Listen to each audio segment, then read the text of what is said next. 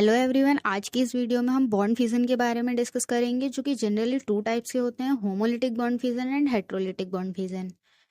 सो इस particular video में इसका बेसिक कॉन्सेप्ट डिस्कस करेंगे कि होमोलिटिक बॉन्ड फ्यूजन क्या होता है एंड हेट्रोलिटिक बॉन्ड फ्यूजन क्या होता है। ये जनरल ऑर्गेनिक केमिस्ट्री से रिलेटेड एक बहुत ही इंपॉर्टेंट कॉन्सेप्ट है।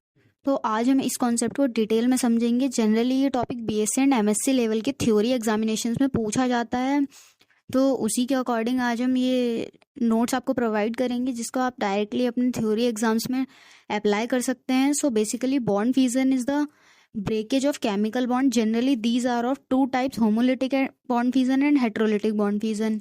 तो आइए देखते हैं कि होमोलिटिक बॉन्ड फ्यूजन क्या होता है।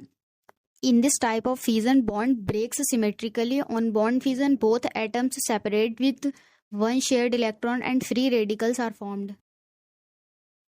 So basically ये जो बॉन्ड फ्यूजन होता है, इसमें बॉन्ड सिमेट्रिकली ब्रेक होता है। यहाँ पर आप एग्जाम्पल में देख सकते हैं, यहाँ R and X two atoms हैं जिनके बीच बॉन्ड है, जो कि दो इलेक्ट्रॉन से मिलकर बना है। सो इसमें जब होमोलिटिक बॉन्ड फ्यूजन होगा तो एक इलेक्ट्रॉन जो है वो R के पास चला जाएगा और दूसरा इलेक्ट्रॉन जो है वो X के पास चला जाएगा। यहाँ पर सिमेट्रिकली बॉन्ड फ्यूजन हुआ है, ठीक है। दो इलेक्ट्रॉन से मिलकर R एंड X बॉन्ड बना होता है। सिमेट्रिकली बॉन्ड फ्यूजन होगा तो एक इलेक्ट्रॉन R के पास चला जाएगा एंड एक इलेक्ट्रॉन X के पास चला जाएगा। और यहीं पर हमारे पास दूसरा एग्जाम्पल है क्लोरीन का, जो कि सनलाइट की प्रेजेंस में फ्री रेडिकल्स ऑफ क्लोरीन बनाता है। Free radicals have no charge, मतलब फ्री रेडिकल्स के पास जो है वो कोई भी चार्ज नहीं होता है। These are not of ionic nature, वो नेचर में आयनिक नहीं होते हैं, यानी कि इनके पास कोई भी चार्ज नहीं होता है। These are very unstable and highly reactive. Free radicals have one electron of sharing. For obtaining stability, free radicals react rapidly to electrons for sharing. मतलब इनके जो आउटर मोस्ट शेल में जो है वो एक इलेक्ट्रॉन होता है, जिससे कि ये इतना ज़्यादा स्टेबल नहीं होता है। तो ये अपने स्टेबिलिटी को गेन करने के लिए या तो उस आउटर मोस्ट शेल में प्रेजेंट एक इलेक्ट्रॉन को डोनेट करना चाहता है, या फिर किसी दूसरे एटम से एक इलेक्ट्रॉन को गेन करना चाहता है, जिससे कि ये अपने स्टेबिलिटी जो है वो गेन कर सके, यानी कि जो मॉलिक्यूल है वो स्टेबल हो सके। Many reaction mechanism are explained on the basis of free radical. Further जब हम ऑर्गेनिक केमिस्ट्री में आगे रिएक्शंस पढ़ेंगे, तब हम देखेंगे कि बहुत सारे रिएक्शंस की मैकेनिज्म जो है वो फ्री रेडिकल्स के बेसिस पर ही एक्सप्लेन करेंगे। सो ये था हमारा होमोलिटिक बॉन्ड फ्यूजन का डिटेल्ड एक्सप्लेनेशन, जो कि आपके थ्योरी एग्जामिनेशंस में लिखने के लिए सफिशिएंट है। तो आइए अब हम देखते हैं कि हेट्रोलिटिक बॉन्ड फ्यूजन क्या होता है। In this type of bond fusion the covalent bond breaks asymmetrically and shared pair of electrons goes with any one of the two atoms. Thus due to heterolytic bond fusion ions are formed.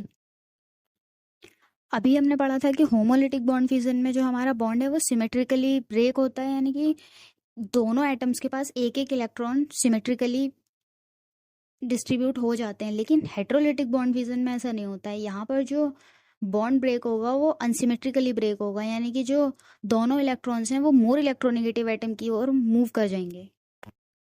अब हम यहाँ पर देख सकते हैं कि हमारे पास एक RX बॉन्ड है।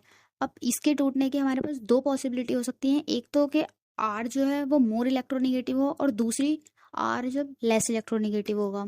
जब R मोर इलेक्ट्रोनेगेटिव होगा तो पॉजिटिव चार्ज जो है वो X के ऊपर आएगा और R के ऊपर निगेटिव चार्ज आएगा, यानी कि दोनों इलेक्ट्रॉन जो है वो R अपनी तरफ ले लेगा।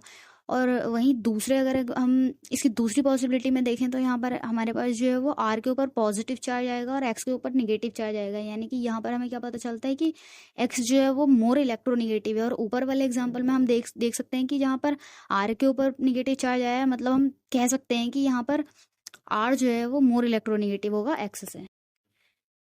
अभी जो हमने एग्जाम्पल में समझा है, अब आइए देखते हैं कि उसको हम कैसे लिख सकते हैं। तो in this example R is an alkali group which may contain positive or negative charge.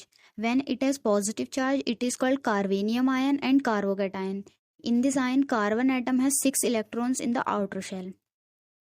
और यहाँ पर आप मिथाइल क्लोराइड की एग्जाम्पल की मदद से समझ सकते हैं कि किस तरह से हमारा जो बॉन्ड है वो अनसिमेट्रिकली ब्रेक होता है और जो हमारे दोनों इलेक्ट्रॉन्स हैं वो मोर इलेक्ट्रोनेगेटिव एटम के पास चले जाते हैं।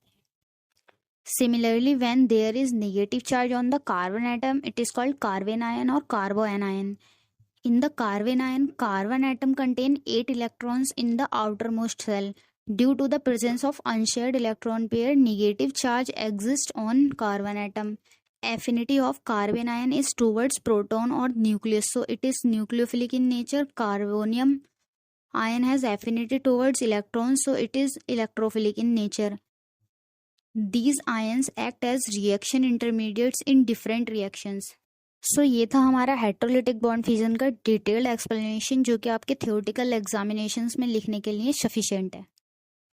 तो आज की इस वीडियो में बस इतना ही। आई होप कि आपको ये सब समझ में आया होगा और आप इसको अपने थियोरेटिकल एग्जाम में अच्छे से लिख पाएंगे। Thank you.